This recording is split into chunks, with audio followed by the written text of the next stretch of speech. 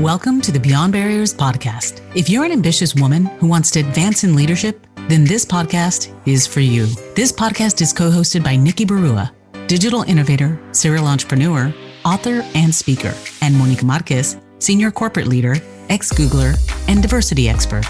From inspiring stories to cutting-edge strategies, you'll learn how to develop the skill set, mindset, and tool set to get future-ready fast and accelerate your success.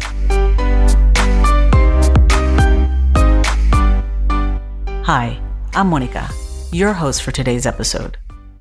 A good leader sets the tone for an organization. Without good leadership, employees won't know the right direction to take or what they can improve upon.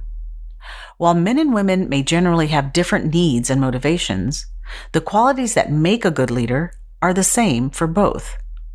What is also important and needed for all leaders to succeed is to continuously seek out next-level mentors with fresh perspective so they don't get caught up in their own echo chamber and get left behind.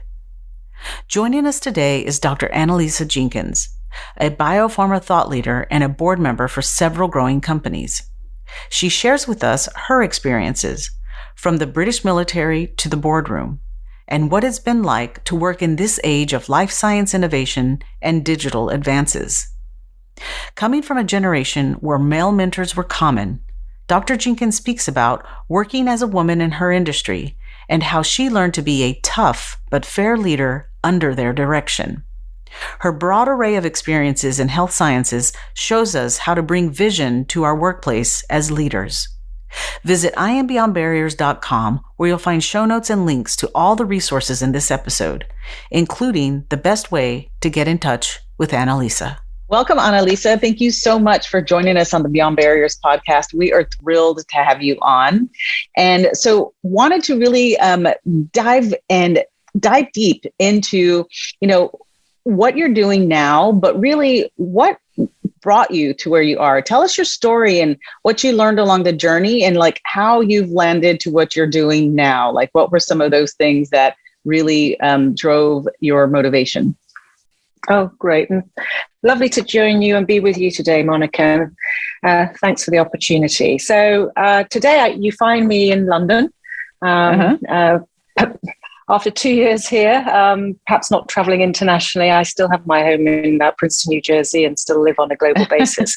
But, today I have a rich portfolio of board work, largely in the life science and digital health space, coupled with a burgeoning and ever-growing nonprofit philanthropic portfolio, and coupled to a certain extent with work in the public sector, public services. And I really enjoy working as ever, as I was in an operating role in the corporate world 24/7.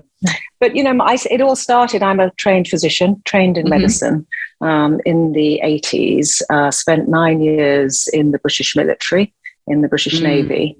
And really at a very young age, learning the lessons of leadership. In fact, I often offer some perspectives on that called From the Battleship to the Boardroom, because I think it was really a seminal moment in my career and growth, my experiences in the British military. But having left the military, already having had a couple of kids, which was quite unusual at the time, I joined the farm. I spent a little bit of time in the UK National Health Service training in cardiovascular medicine and in basic research. But I quickly decided that having circumnavigated the globe once with the military, that I was itching for broader, bigger impact. And I joined Bristol Myers Squibb in the mid to late 90s. And that's really the start of a journey over about 20 years in roles of increasing on a global basis geographically, but also in the fields of life science, therapeutics and drug development, culminating in my role leading medical globally at Bristol and then subsequently leading global R&D at Merck Serono. And then I made a switch. Having worked in big pharma. We'll perhaps go into why that was the case. I moved into the biotech, co-founded, was the first CEO of a little biotech called Dimension Therapeutics. And that was my first journey into entrepreneurship, really. Very, very different part of the industry. grew that, took it public on the NASDAQ, and subsequently sold that. We were working on rare diseases, gene therapy for children.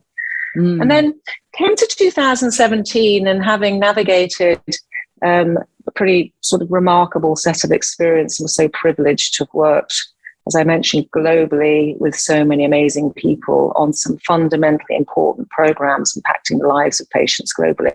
I decided that it was time to really more diversify into this portfolio where I could spend my life on two key goals. One was transferring knowledge and experience that I had gained along the way to the next generation of young men and women entrepreneurs as they sought to build their companies, finance their companies, and obviously make a difference.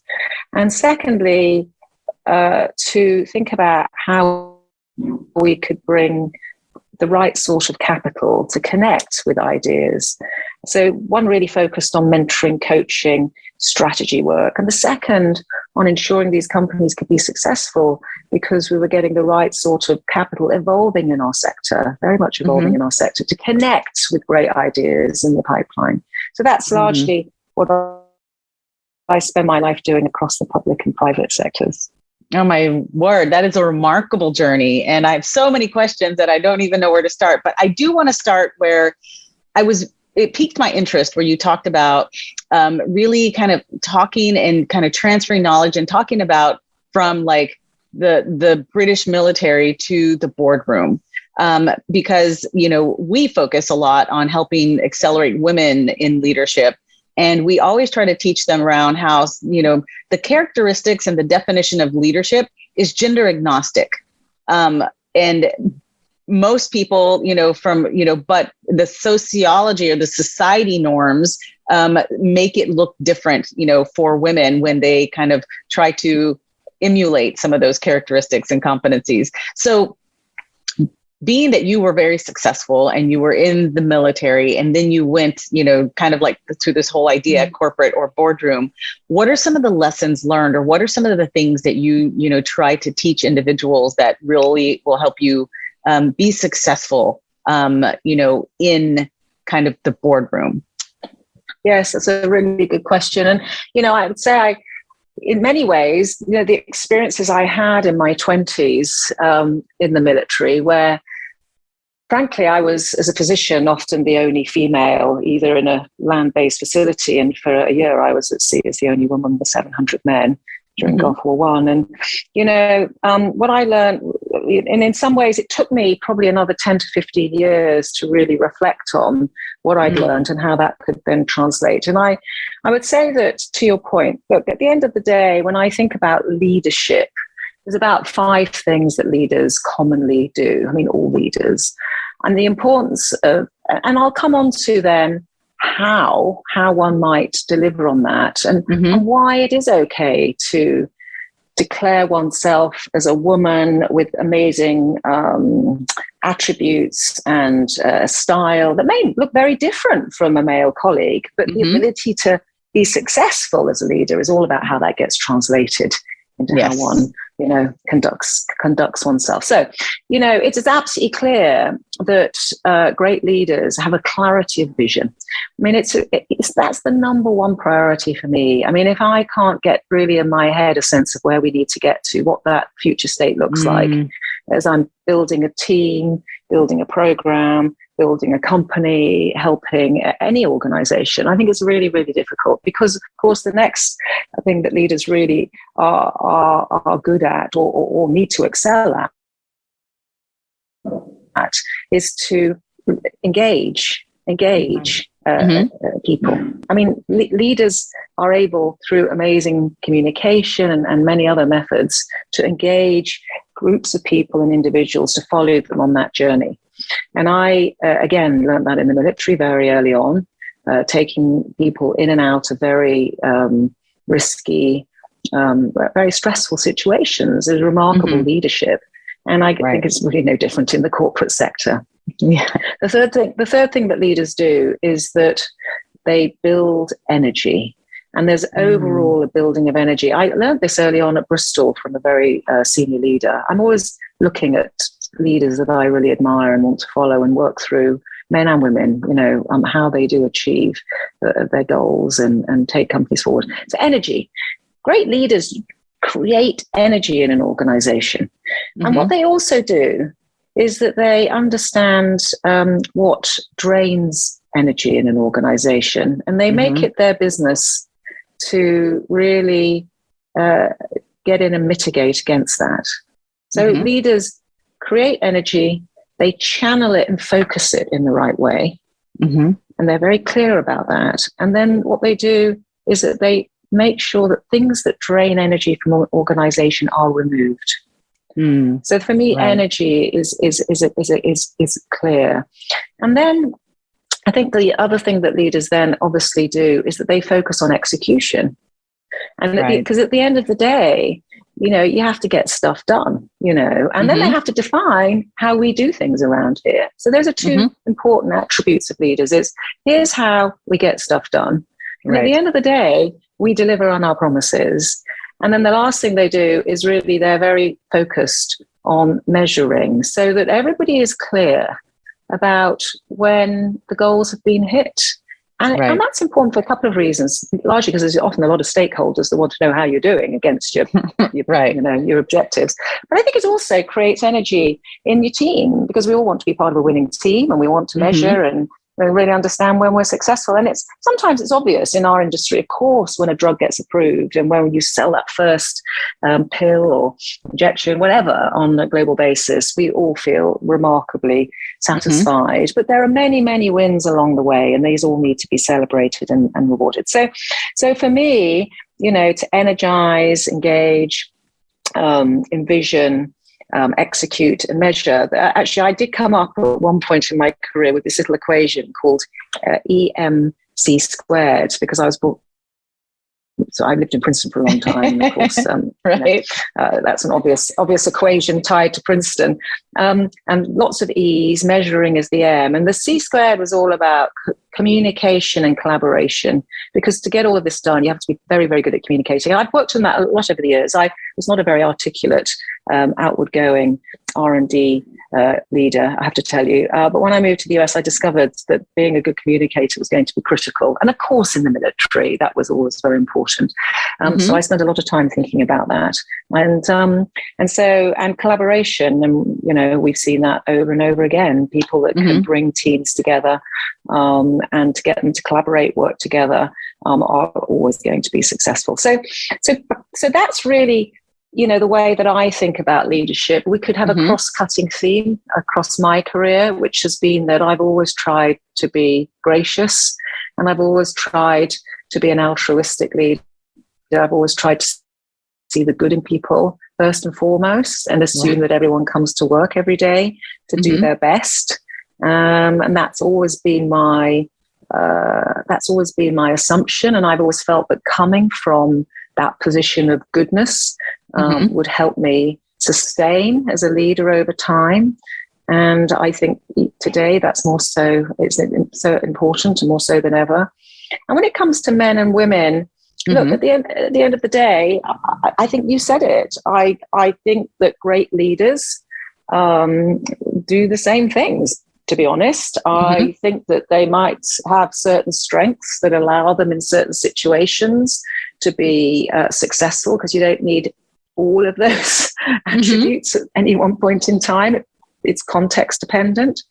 But I do think that how women translate their personal style into achieving what I've just said can be very different from the men. And as I've said to you, I've always felt that I didn't want to be the shouting, screaming person in the room. I've always felt that I didn't really want to be the person that thought that getting angry and beating the table was going to be my personal style. And I always felt that what I really wanted to do was to be somebody that people could look up to, certainly the next generation, and say, oh, look, if she can be successful, dressing in a certain way, acting in a certain way, treating others in a certain way, I thought that might encourage and engage and perhaps inspire the next generation of women to say, look, I can translate my femaleness or my womanness or my whatever and achieve great outcomes. So that's really been my philosophy. That's phenomenal. It's so insightful. And I love what you just said about, it's not complete assimilation of seeing how somebody leads, and you have to actually do something that's not authentic to yourself. It's more acculturation, like you said, and make it your own and lead the way that you feel most comfortable. But really paying attention to those critical things that you said around leaders, having clarity and creating the energy and the focus and the measuring and the accountability and bringing people along. But I think the important thing you said too is, not measuring just to measure, but also measuring so that you can celebrate, right? And really embrace those accomplishments, because we all have that need to, have that significance of or the validation that we've achieved something great. And I think those were all really, really great points. I mean, if you sum it all up, to sustain leadership. I'm in my mid to late 50s now. I've been doing this, joined the Navy when I was 19, and so I think to sustain over time, a couple of things. First of all, you have to be authentic to who you are. It's really difficult to get out of bed every day and to put a mask on and go into the workplace with something that you aren't, but that you really fundamentally in your heart don't believe in, or it's just not you. And if you're asked to do that at any point in time, I always say to the women I mentor, it's time to get another job. It's time to think differently. So I think that's really, really important. And I think the other important point is that over time, once you get to my point in my career, I'm really now looking back, and I'm looking back on to learn, what worked well, what didn't, the learnings I might be able to share. And, I felt that overall what I tried to do was to increase the overall level of happiness in an organization. And that might sound a little bit, soft, but at the end of the day, if people are coming to work, there was a great book written on this actually, which I really liked, that described this notion of, as long as you have purpose in the workplace, you really have a sense of purpose. And as long as you have a degree of mastery, that means that you yourself and the gift you can give to others is that you're allowing them to develop new skills and embrace new experiences. And then as long as you're delegating and you're creating autonomy in the workplace. That's why I love that framework, because it sort of rung so true to me. This notion of, I trust you, I trust you. I'm communicating in terms of what I feel the organization needs to achieve. I trust you to go out there and to do your work, to deliver and be proud of what you can do. As long as you do that across the workplace, I think that, success will naturally follow. And that's really, I think, to me, what encompasses great leadership. And I think that's something that I've observed in my career. And as you say, I've tried to translate it into my own life and practice. And now what I'm trying to do, of course, is to then transmit that back through to the next generation. And I think that's so important, the transfer of knowledge, of really being able to kind of like let the ladder down so that others can kind of come up. And that's what we're all about. We're not just about helping women be successful. It's accelerating that success, because, both of us know that if I knew then what I know now, I probably could have saved a whole lot of time and gotten here a lot sooner. So I think that's really important, and I commend you for that. I do have a question on, what I thought was very interesting that you talked about, and we talk about this a lot, is you identified people that you admired who were really great leaders, and you said both men and women.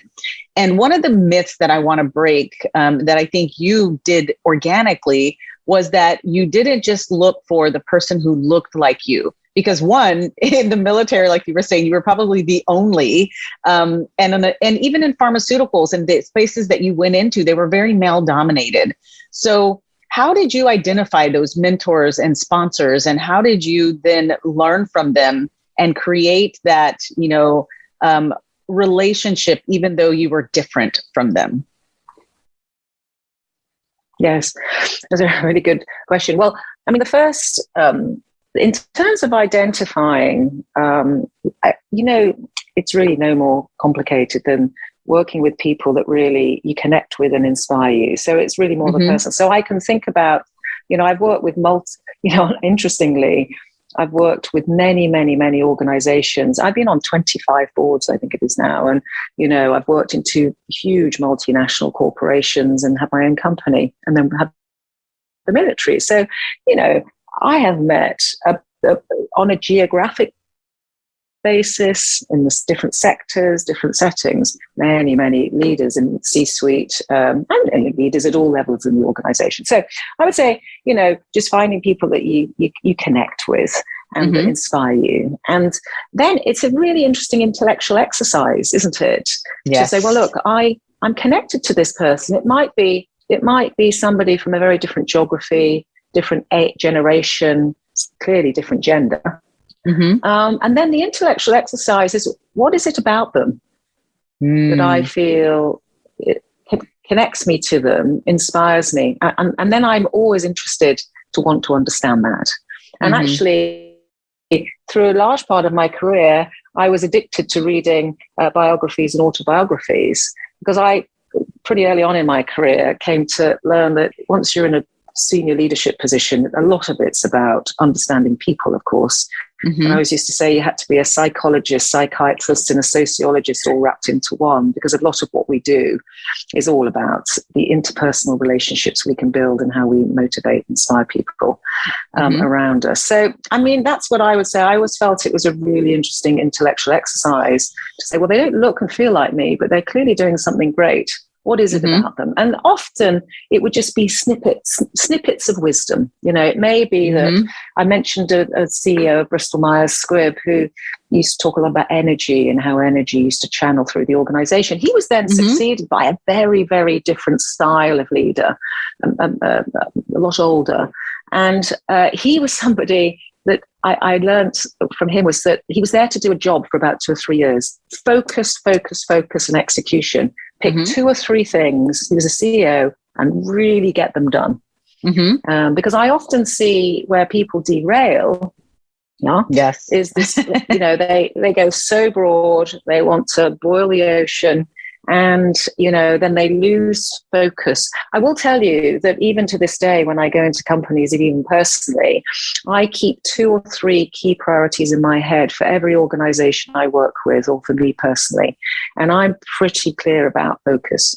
The other attribute that I saw in the military, particularly, but I've seen in a number of leaders and certainly mentors of mine, has been the ability to take decisions. I actually do think that in this really risky, ambiguous, unpredictable world that we're living in right now, great leadership comes from those who are willing to lean in and take decisions. Yes. And not always have all the information at hand. I will tell you that when I'm mentoring women, and I saw that in myself early, I think I was always quite decisive, but I did want to analyze things a lot. And I was always asking for more data and evidence. And then I certainly evolved in my leadership to work to a model where I was basing my thinking around scenarios rather than a base plan. So scenarios that could then be informed by evidence sequentially, that would allow sequential decisions. And I learned this particularly when I was the CEO of my own company.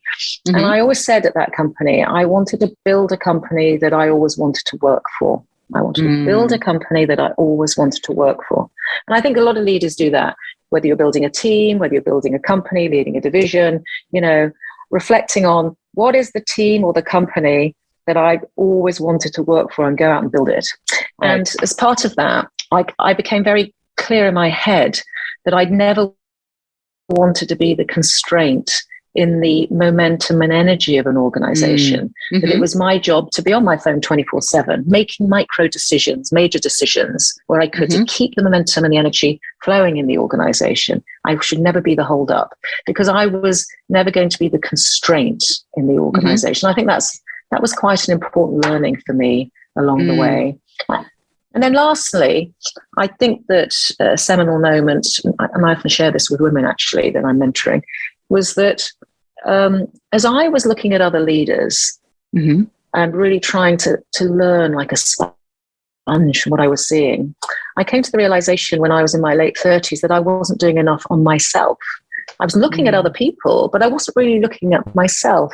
And I had this wonderful mentor and coach at Bristol Myers Squibb as my manager for a number of years, a remarkable man. And he held the mirror up to me one day and he said, look, you know, we swim in a sea of intellect in this organization. You clearly, you know, obviously have the intellect.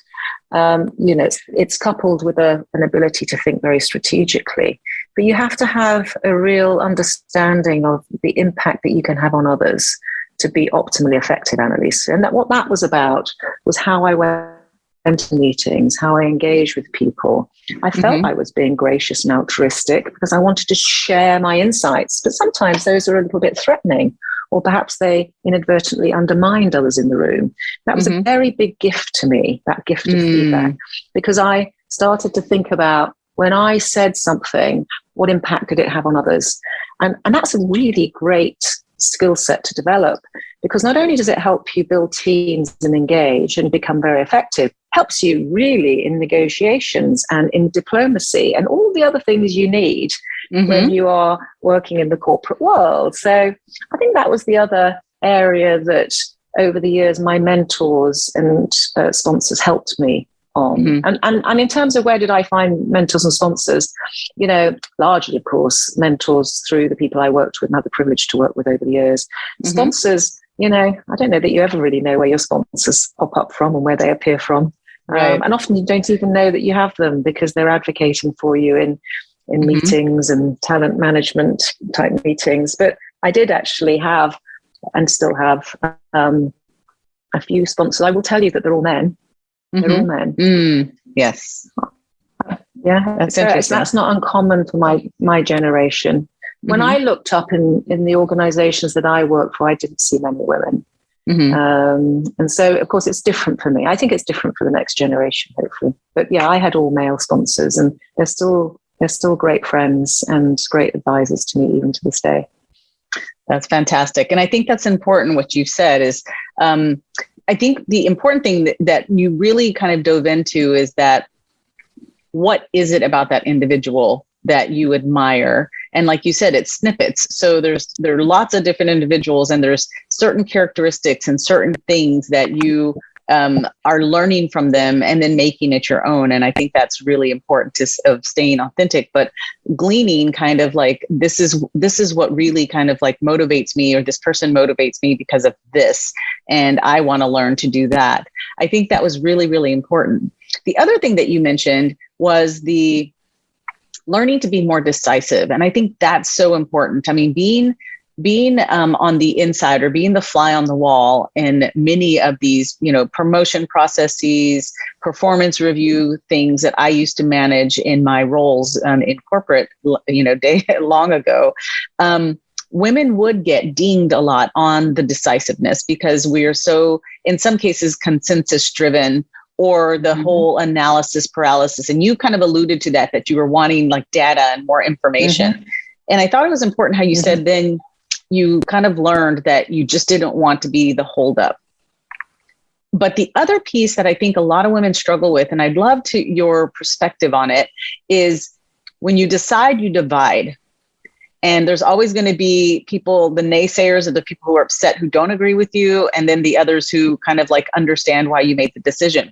How did you deal with that? Because you said you started making a lot of just quicker micro decisions or decisions, but how did you handle the, you know, the division that sometimes is created when you make a decision that is somewhat risky, or, you know, just can be political? How do you manage that? What's your perspective? Well, of course, the first thing that one has to get used to is, certainly as you rise up through beyond being a manager, individual contributor to manager, but certainly, you know, up through an organization, is not a popularity contest. So over time, if you're running a division or you're running a company, it's nice to be likable. Yes. Well, it's not critical. It's nice to be likable.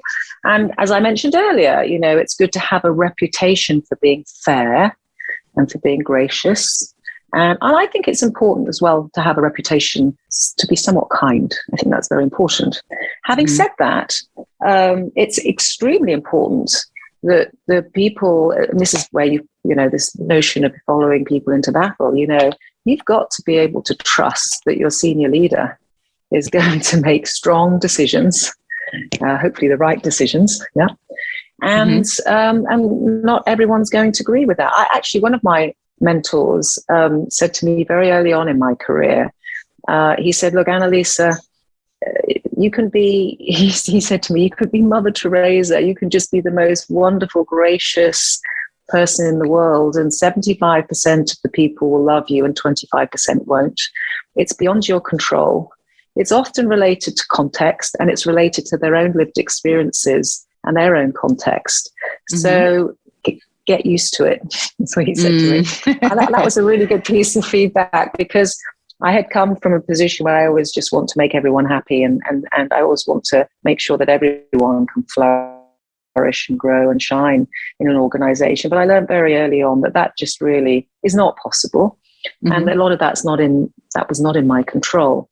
So I think that making sure that you have values that you stick to, but be very clear that an organization is looking to a leader to take them into that battle, take them in alive and bring them out alive, and then to successfully celebrate the contribution of the team and the achievements of the team. And you can't do that if you just want to win the popularity contest. So, that was something I had to get used to. And I always used to say that the best bit of feedback that I could get, and I was always very keen to ask people, can I do anything differently? Or am I contributing well to the organization? Or how do I make you feel? And the best feedback I used to get was, you're tough but fair. I think that's really good feedback. And we appreciate your decisiveness, Annalisa, and we appreciate that you're always there for us to help us make decisions and to support us moving forward. That's the sort of feedback you want to be getting.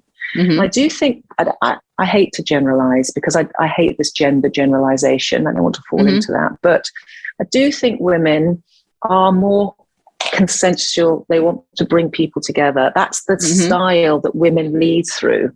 So like everything, styles have their pros and cons, and you just have to be attentive to the con associated. I would say that every decision, has a pro and con, and you just have to decide what con you want to live with. And I do think that does call for us to reflect on our leadership styles constantly, to make sure that we understand perhaps the things that we're not quite so good at, or those areas that perhaps do drain a little bit of energy from our leadership, and then to work on those. And for me, it generally was that I'm pretty decisive, but I always had this emotional reaction that I needed to manage and rechannel when I knew that around a table there were a group of people that didn't like my decision, or I knew that by making a decision I was going to upset somebody. And so I would always try and be attuned to that and go out of my way to at least explain why I'd made the decision, appreciating the input, and then re-engaging the individuals to move forward. And I didn't always get it right by any stretch of the imagination, because no one's perfect. But I think just having that sort of EQ to know the impact that your decisions are making on others, I think is step one. And then at least you can continue to make sure that people want to follow you. Now, look, at the end of the day, some people may fundamentally disagree with your position and choose to leave the organization, or choose to move into a different part of an organization. And it's important to get comfortable with that as well. Because people make decisions for many different reasons, and you can't possibly understand, how the people in your team or organization are living their lives and what's important to them. You try to, but you don't always get it right. That's so insightful. And the important thing that you talked about too was feedback and the power of feedback. But the research has shown time and time again that, especially when you read some of the gender research where women aren't getting the candid, critical feedback that they need. Yep. And what I heard from you is you were very proactive in asking for the feedback and seeking out the truth tellers. I think that's the important thing, right? We all kind of shy away from the feedback and don't want to hear the negative feedback. So one, how did you proactively get the critical feedback you needed? And then how did you manage to depersonalize that and not let it kind of destroy you and use it to propel you forward?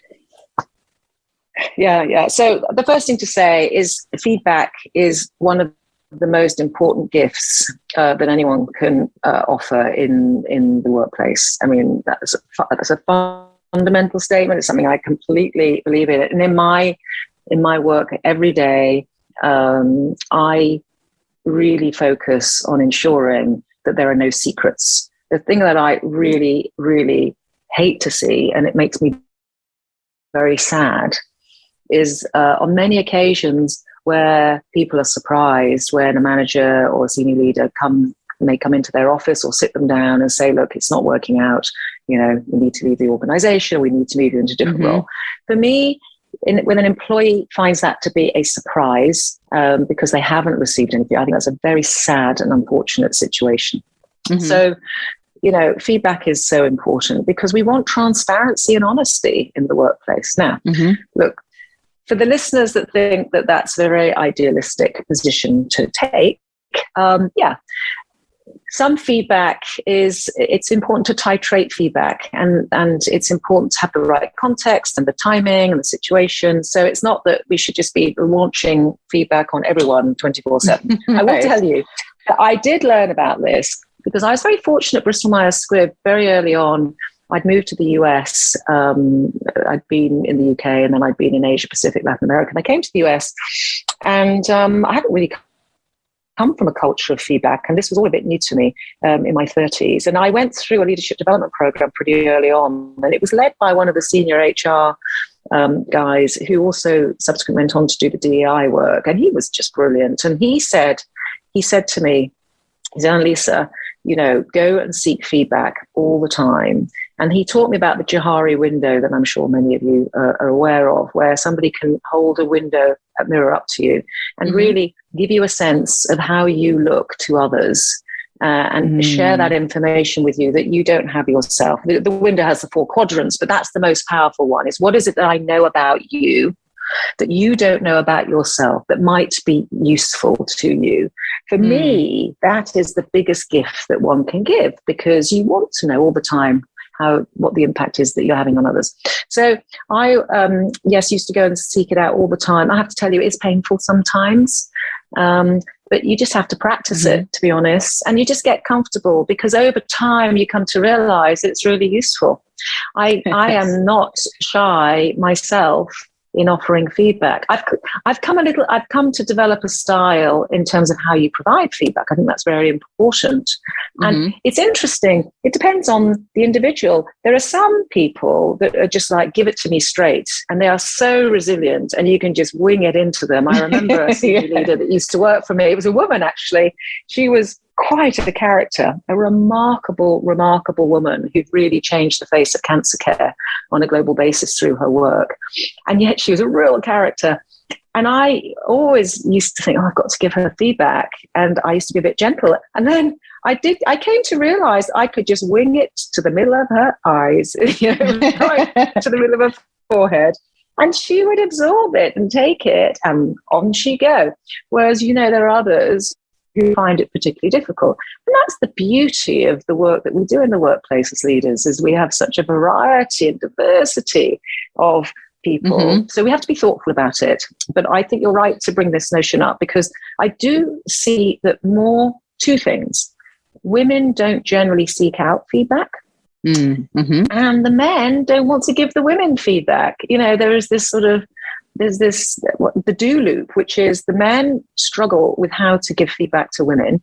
And then the women aren't asking for it. And then you get into this really somewhat destructive situation where, too many surprises. I don't really like to have surprises. in my organizations. I want everybody to know where they sit, where they're great and doing well, where their development is, and how they're being seen.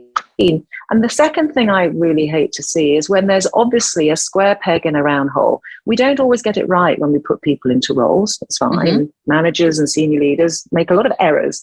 You've got to be honest when that's the case. I spend a lot of time telling CEOs, you just why don't you just go and have a chat with that senior leader and say, this is not working.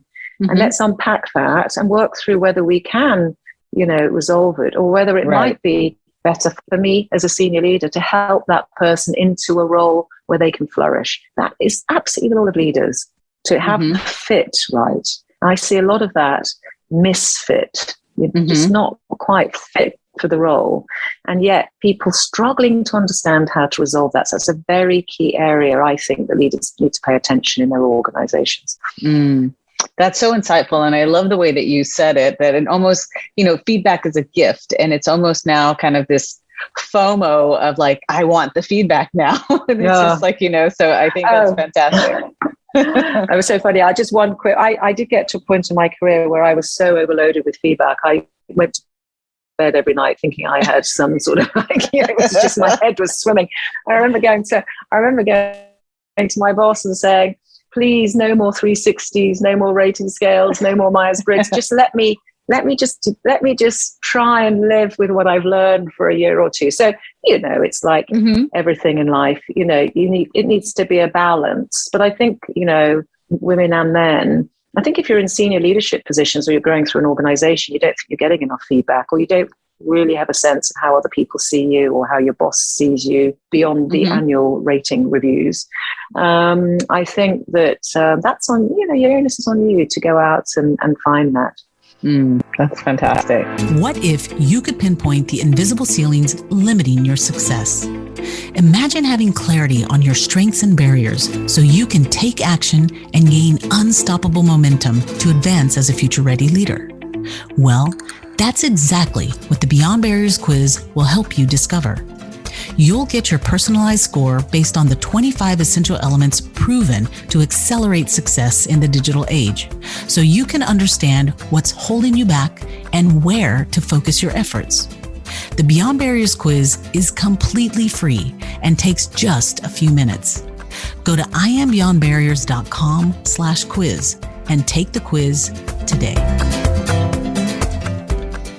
This has been phenomenal, but I do want to shift gears a little bit and ask you, the work that you're doing now and in terms of kind of trying to democratize access and helping entrepreneurs. Share a little bit about that. So, of course, we're living in this amazing age of life science innovation, the digital age, and the combination of the two, which is absolutely fascinating.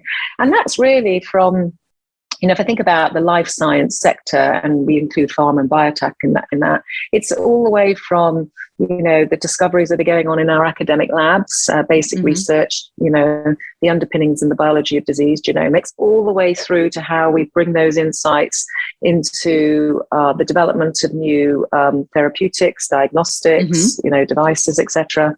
And then right out into how we think about the delivery of care on a global basis and access, the equality of access to that care. So that's a huge, broad agenda. And then the cross-cutting theme on that is digital, because you can now lay digital across the entire spectrum of what I've just described. So I personally get the privilege now of picking all the different areas in that ecosystem that I might want to work on. And generally, I have done that traditionally through serving on boards, both in the public and private sector.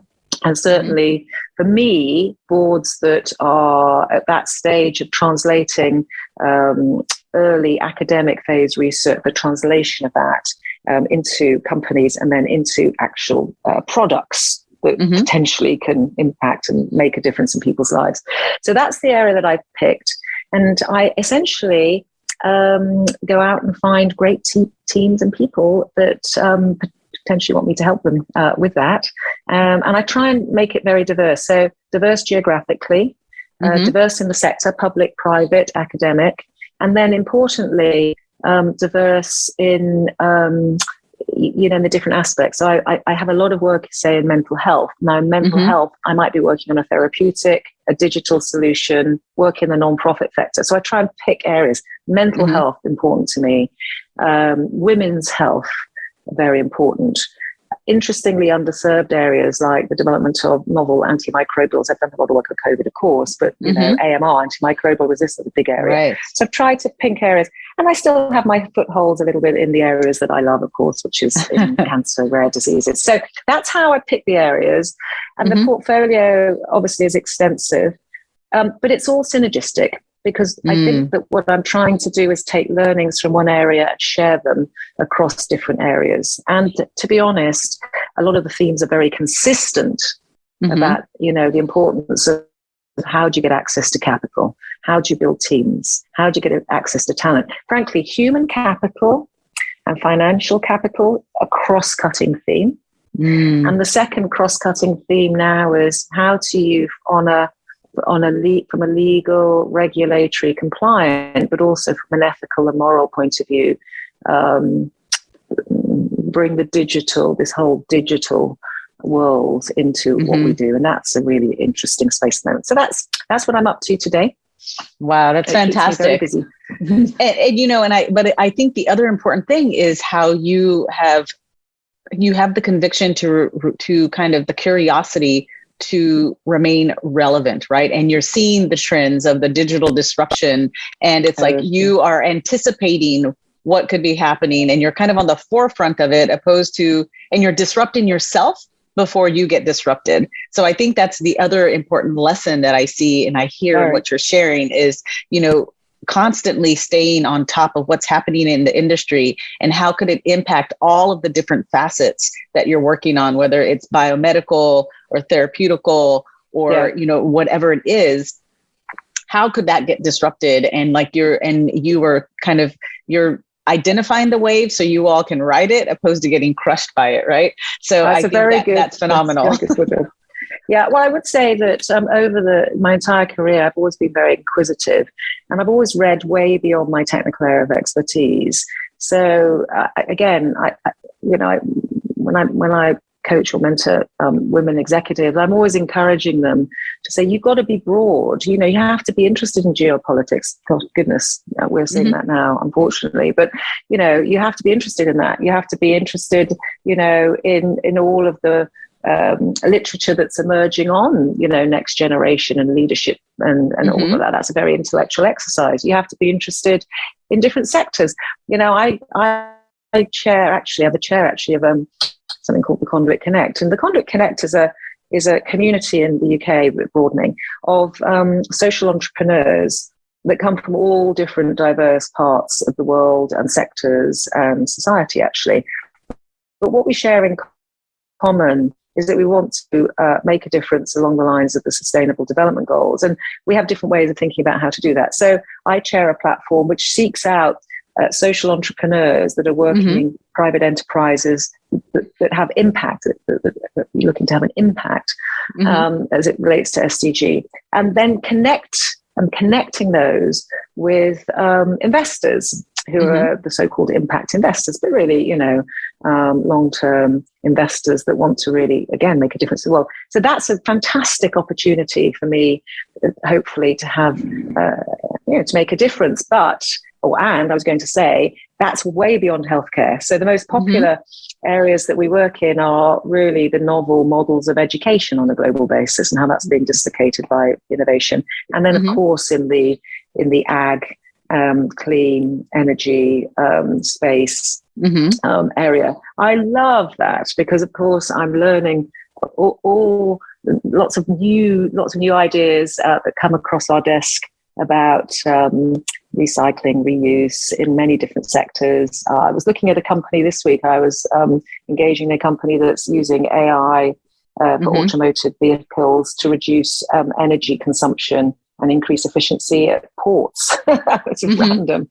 I'm working on clean air to reduce allergens and increase the health and wellness of people in their offices on a global basis through genomic sequencing, and I'm mentoring a CEO on that. So what I'm trying to say is that always be inquisitive, read broadly, so that you can bring those ideas and be innovative in your workplace. And, you know, ideas come from all sorts of interesting areas of society, which is why also working in the non-profit area for me has been very important across my entire career. And I always encourage everybody to have an active non-profit charitable portfolio, because you learn a lot when you work in that sector, and that can be relevant and translated into the private sector. That's phenomenal. And I think what I gleaned from that is the power of curiosity and the cross-pollination of reading all of these different things, and how sometimes, you know, you can connect the dots and integrate some things and be innovative in it. I think that's phenomenal. This has been an amazing conversation, and it has me kind of like my gears kind of like going, you know, like overdrive. But I want to, as we close, do my favorite part of just lightning round, because you do read so much and you have all these things. So I'm interested in you know, how you'll answer some of these questions. So 5 quick questions, quick answers. But what book has greatly influenced you? Well, I mentioned it earlier. It's called Drive, and I think it's a must read for everyone. But my other little book, and I know this is a lightning round, but this is the one that really I love and I go back to all the time. There's a book that was written, it was called Who Says Elephants Can't Dance? And it was by the guy that built GE, and it's a little weekend read. And the basic tenet of that book was about focus, execution, and leadership. This was written a long time ago. And you read a lot of business books, but at the end of the day, there's a few business books that really sum it all up. And and I often go back and read it, because you can read it in about 10 hours. And it's very good to keep you focused on what's important when you're a senior leader in an organization. That's fantastic. What is your favorite inspiring quote or saying? Live the life you love and love the life you lead. You know, we haven't talked a lot about this importance of having a very rich, enjoyable, purposeful life outside of the workplace. People used to ask me a lot about work-life balance. I said, it's not work-life balance. It's about how you balance your lifestyle. And given where we are now with the raging epidemic of mental health issues on a global basis, you know, so important to be able to look after yourself and define the life that you really want to lead, and to enjoy it and love it. So I think that's what I haven't always done that, actually. I haven't been very disciplined about that, but I always try and say to the people that I work with that please define the life you want to lead and enjoy it along the way. That's so important. That's so important. What is one word or moniker you would use to describe yourself? Well, on a good day, I'd probably say on a good day. Well, I you know, one word I hope would be gracious. Gracious. I love that. Yeah. And I would agree. I totally would agree in this short time that we spent with each other. What is one thing, one change, either a habit, behavior, action, you implemented that made your life better? Oh, definitely carving out about 2 hours every morning. Now, I have the luxury of doing this, let me say, because I'm at a certain phase in my life to go to the gym. And I always love exercise. But the point is that I go to the gym. I don't go to the gym purely to exercise. I go to place myself in a space that gives me peace. It gives me the ability to think, reflect, to prepare myself for what's coming during the day. And I don't always engage in weights and cardiovascular. I may go and just sit in the steam and sauna, but I go to a place which for me is a place of mindfulness. And I didn't do that for many years. And I started to put that in place a few years ago. And it's really, I have to tell you, it's created so much more capacity in my brain and ability to, you know, to get stuff done. So and for the listeners, you know, that's what helps me. And I guess what I'm saying is find what works for you and be very disciplined about that habit. Think time. It's so important, and how it can really unlock your potential when you give yourself the time, the white space to kind of think. And like you said, important to go to an environment that creates that space for you. That's phenomenal. Last question. If you're walking out onto a stage, what is the power song that would be playing in the background as you walked out onto the stage?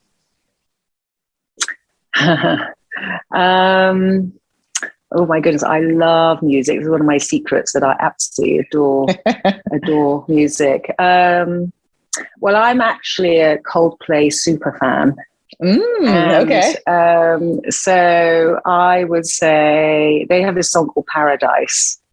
And I, you know, what I'd say is that the song would be playing and the video would be playing, because the video to Paradise is one of color, its brightness and its energy. And, you know, and we never really, you know, obviously in life, one never really truly gets to paradise. But, you know, I mean, I think, you know, you only have one chance at life. And so it's got to be fun. And I've always tried with all the teams and organizations that I've worked with to at least have fun and to feel that I was trying to go. I always hoped when I left an organization that I left it in a better place than when I started. I would tell you, I'm sure I wasn't always successful, but that was what I was always trying to do. So I play Paradise a lot when I'm in the gym in my AirPods, when I want a bit of an uplift, because it reminds me what I'm trying to achieve. Fantastic. I love it. Well, Annalisa, thank you so much for your time and for sharing your pearls of wisdom and for transferring all of the knowledge you did in this podcast. I'm sure our listeners are going to love it. And I'm sure they're going to want to probably reach out or follow you, because you piqued a lot of curiosity in me, and I'm sure lots of our listeners. So what's the best way for people to get in touch with you? Oh, on LinkedIn. I have a huge network on LinkedIn. I love LinkedIn because it's this notion of connection and collaboration. And so please feel free to reach out and ask me to link up to you, and then you'll become part of my community. And then if you want a specific one-on-one, then I'll get back to you and we can connect. Fantastic. Well, thanks again for your time, and it was amazing. Thanks, Monica. Thank you for listening to the Beyond Barriers podcast. There are thousands of podcasts out there, and we are so grateful that you've chosen to listen to ours. If you enjoyed the show, please leave us a rating and tell a friend about it. And subscribe to get new episodes every Monday, Wednesday, and Friday. Visit IamBeyondBarriers.com, where you'll find show notes, links, and the best way to connect with our guests. See you next episode.